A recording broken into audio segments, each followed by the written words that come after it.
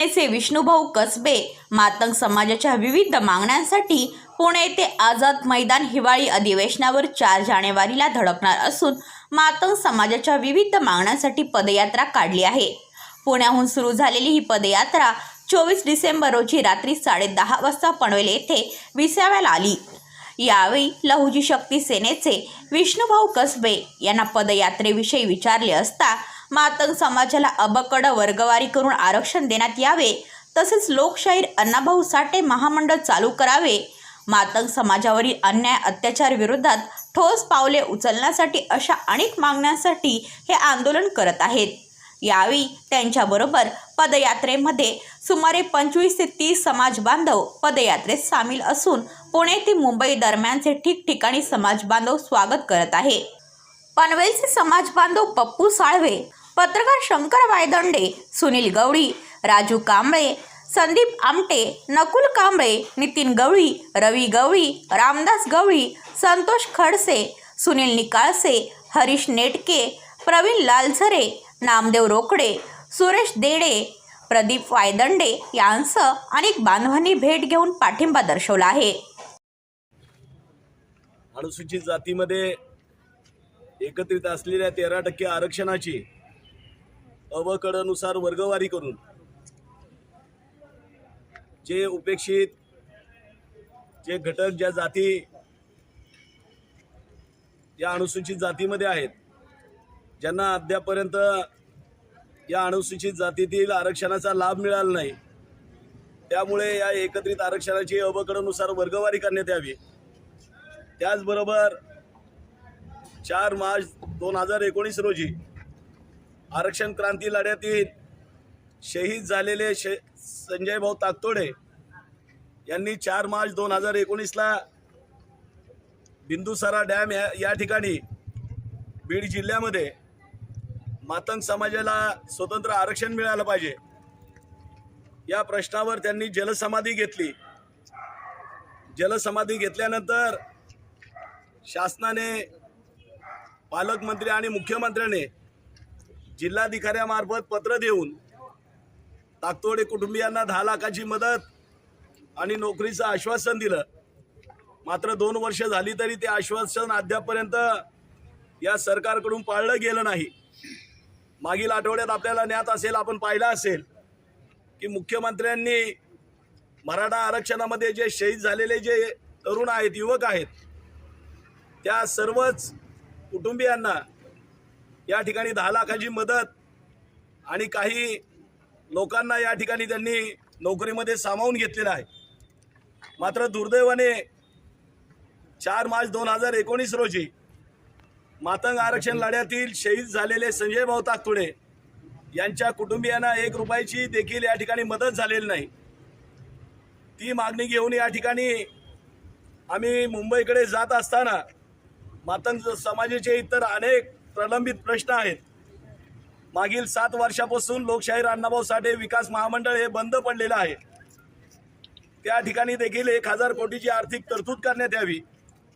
साहित्य सम्राट अण्णाभाऊ साठे यांचं नाव मुंबई विद्यापीठाला देण्यात यावं। साहित्य सम्राट अण्णाभाऊ साठे यांचं चिरागनगर येथील स्मारकाचं काम तात्काळ पूर्ण करण्यात यावं। त्याचबरोबर ज्या वीराने या भारत मातेसाठी 1817 साली शपथपत्र घेतली, जगेंतर देशासाठी आणि मरेंतर देशासाठी, त्यांनी आपल्या शेवटच्या श्वासापर्यंत 17 फेब्रुवारी 1881 पर्यंत त्यांनी लग्न केलं नाही, ते अविवाहित राहिले आणि संपूर्ण आयुष्याच्या क्रांती लढ्यामध्ये त्यांनी असंख्य क्रांतिकारक आणि समाजसुधारक घडवले। त्याच्यामध्ये महात्मा ज्योतिबा फुले सारखे समाजसुधारक असतील किंवा वासुदेव बळवंत फडके, स्वातंत्र्यवीर सावरकर, केरुनाना छत्रे असे असंख्य क्रांतिकारक ज्यांनी घडवले, त्या क्रांतिकारकांचं स्मारक देखील मागील 14 वर्षापासून हे अजून अपूर्णावस्थेत आहे। ते स्मारक देखील पूर्ण झालं पाहिजे।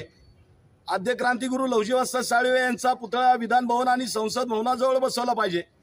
त्यांच्या असंख्य शिष्यांचे पुतळे झाले, स्मारक झाले, मात्र दुर्दैवाने या ठिकाणी आद्य क्रांतिगुरू लहुजी वस्ताद साळवे यांचं स्मारक देखील झालं नाही, त्यांचे पुतळे देखील बसले नाही। ती मागणी घेऊन जात असताना आपण पाहिलं असेल की मागील 2 वर्षामध्ये संपूर्ण जगाने, या देशाने आणि या राज्याने कोरोना महामारीच्या काळामध्ये अत्यंत कठीण प्रसंगामध्ये या ठिकाणी आपलं जीवन व्यतीत करत असताना मागील 2 वर्षामध्ये आपण सर्वांनी पाहिलं असेल की कोरोना काळामध्ये मार्च 2019ला लॉकडाऊन या ठिकाणी केंद्र सरकारच्या माध्यमातून या ठिकाणी लावण्यात आलं. राज्य देखील या ठिकाणी लॉकडाऊन झालेलं असताना लॉकडाऊनच्या काळामध्ये या राज्यातील सर्व शासकीय निमशासकीय कार्यालये बंद होती, सर्व शाळा बंद होत्या, कॉलेजेस बंद होती, सर्व उद्योगधंदे कंपन्या बंद होत्या, सर्व छोटे मोठे व्यवसाय बंद होते, सर्व मंदिरं मस्जिद गुरुद्वारा चर्च सर्व बंद होतं, सर्व धार्मिक सामाजिक कार्यक्रम बंद होते, सर्व आंदोलनं मोर्चे बंद होते. या 2 वर्षाच्या काळामध्ये, या कोरोना काळामध्ये आम्ही अनेक असंख्य गोष्टी या ठिकाणी पाहत असताना प्रत्यक्षामध्ये हे आम्हाला या ठिकाणी पाहता येत नव्हतं. शहरं बंद झाली होती, सर्व उद्योग व्यवसाय बंद झाले होते, सर्व माणसं या ठिकाणी घरामध्ये बंद होती. सर्व काही या केंद्र सरकारला, राज्य सरकारला या कोरोना काळामध्ये, लॉकडाऊन काळामध्ये सर्व काही यांना बंद करता आलं.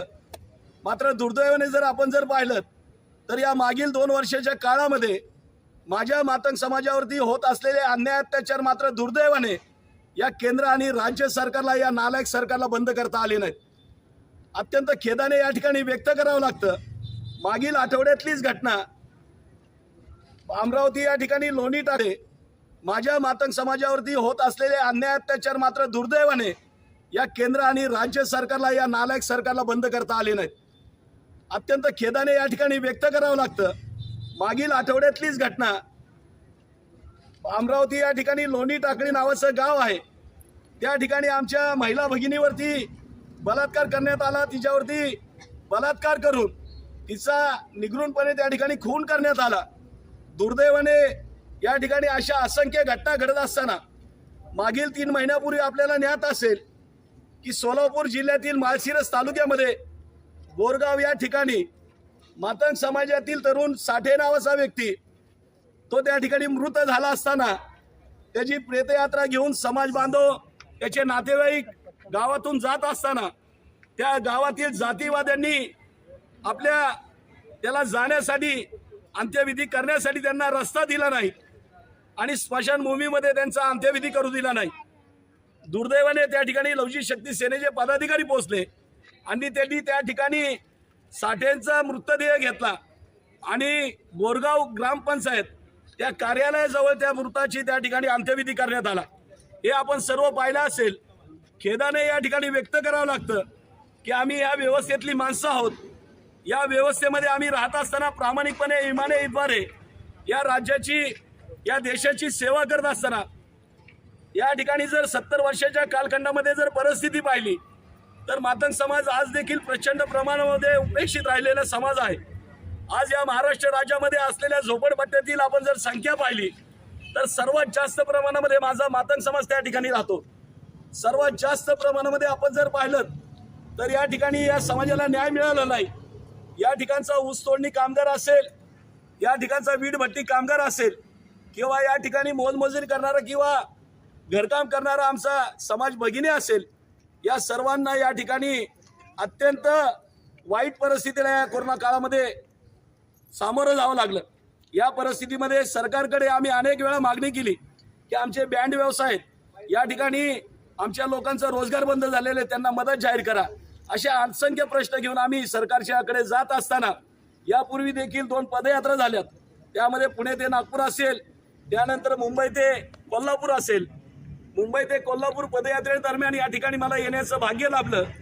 त्यावेळी देखील असंख्य समाज बांधव भगिनींनी या ठिकाणी आम्हाला आशीर्वाद दिले आणि पुढे झालेल्या मोर्चामध्ये ते सहभागी झाले. आज या ठिकाणी खोपोलीहून ही पदयात्रा सुरू झाली आणि या ठिकाणी पनवेल शहरामध्ये समाज बांधव भगिनींनी या ठिकाणी आम्हाला आशीर्वाद दिले आणि पुढे झालेल्या मोर्चामध्ये ते सहभागी झाले. आज या ठिकाणी खोपोलीहून ही पदयात्रा सुरू झाली आणि या ठिकाणी पनवेल शहरामध्ये पोहोचत असताना आमच्या असंख्य समाज बांधवांनी आणि भगिनींनी या ठिकाणी येऊन आम्हाला आशीर्वाद दिले. आमच्या भगिनीने आमचं औक्षण केलं, आमच्या मातांनी आम्हाला आशीर्वाद दिले. त्यामुळं आज जवळजवळ आम्ही 37 किलोमीटरचं अंतर पार करत असताना होत असलेल्या वेदना, होत असलेला त्रास यांच्या सर्वांच्या आशीर्वादाने या पनवेल शहरामध्ये पोहोचत असल्यानंतर या ठिकाणी आमच्या सर्व वेदना दूर झाल्या आणि या ठिकाणी 27 तारखेचं आव्हान या ठिकाणी मी करत असताना आपल्या चॅनलच्या माध्यमातून मी संपूर्ण राज्यातील आणि इतरही राज्यातील समाज बांधवांना आणि भगिनींना आव्हान करेन की आता नाही तर कधीच नाही, येत्या 27 डिसेंबरला आझाद मैदान या ठिकाणी लवचिक शक्ती सेनेचा प्रचंड असा महामोर्चा आहे। त्या महामोर्चामध्ये आपण सगळे सहभागी व्हावं एवढंच या माध्यमातून मी आवाहन करतो आणि थांबतो। जय हिंद, जय लवजी। सध्या राज्यामध्ये त्रिमूर्ती सरकारचं राज्य आहे। त्यापूर्वी शिवसेना आणि भाजपचं या ठिकाणी युतीचं एकत्रितपणे त्या ठिकाणी राज्यकारभार आपण 5 वर्षाचा पाहिलेला आहे आणि त्यापूर्वी 15 वर्षाचा परत आघाडी सरकारचा कारभार आम्ही पाहिलेला आहे। आपल्याला या ठिकाणी मी एकच सांगेन की आघाडी सरकार असो किंवा महाविकास आघाडी सरकार असो किंवा युती सरकार असो, यांना कुणालाही आमच्या प्रश्नाचं काही देणं घेणं नाही। एकंदरीत दोन्ही सरकारचा कालावधी आम्ही पाहत असताना त्यावेळी देखील आमचे प्रश्न त्याच पद्धतीने प्रलंबित होते। युतीच्या आघाडीच्या आणि महाविकास आघाडीच्या काळात देखील आमच्या मातंग समाजाच्या माता भगिनीवरती अन्याय अत्याचार मात्र होत होते, आमच्या तरुणांचे खून होत होते, अशा पद्धतीच्या अन्याय अत्याचारच्या घटनाही घडत होत्या आणि प्रश्न मात्र जसेच्या तसे या ठिकाणी राहिलेले या ठिकाणी दिसत असताना या सरकारकडे आम्ही पुनश्च एकदा विनंती या ठिकाणी करीत आहोत। या ठिकाणी विनंती करत असताना या ज्या प्रलंबित मागण्या राहिलेल्या आहेत त्या मागण्या आपण पूर्ण करा अशा पद्धतीचं पत्रव्यवहार त्यांच्याशी केलेला आहे। कालच या ठिकाणी अधिवेशनामध्ये या राज्याचे उपमुख्यमंत्री माननीय अजितदादा पवार यांनी आद्य क्रांतिगुरू लवजी वस्ताद साळवे यांचं पुणे संगमवाडी या ठिकाणी असलेलं स्मारक, त्या स्मारकाची जागा अद्यापपर्यंत त्या ठिकाणी संपादित झालेली नाही। त्या जागेसाठी कालच त्यांनी 87 कोटी 11 लाखाचा निधी कालच्या सभेमध्ये त्यांनी मंजूर केला। निश्चित यामुळे त्या ठिकाणची जागा त्या ठिकाणी संपादित होणार आहे। मात्र स्मारकाचं काम आता जागा संपादित करायला यांना 14 वर्ष लागली आणि मग आता स्मारक बांधायला यांना किती वर्ष लागतात ही आम्ही या ठिकाणी वाट पाहत असताना मात्र सध्याचा तरुण हा मातंग समाजाची तरुणी सध्या मात्र या ठिकाणच्या या व्यवस्थेमध्ये स्वस्त बसायला तयार नाही। निश्चित येत्या कालावधीमध्ये लवकरात लवकर या सरकारला या ठिकाणच्या स्मारकाचं काम पूर्ण करावं लागेल आणि मातंग समाजाच्या प्रश्नाची सोडवणूक देखील करावी लागेल। अन्यथा हा मातंग समाज हा उग्र ज्वालामुखी आहे, तो जर बाहेर पडला तर या शासनाला या व्यवस्थेला या ठिकाणी सहन होणार नाही, अशा प्रकारचा इशारा मी या माध्यमातून देऊ। ब्युरो रिपोर्ट पनवेल वार्ता।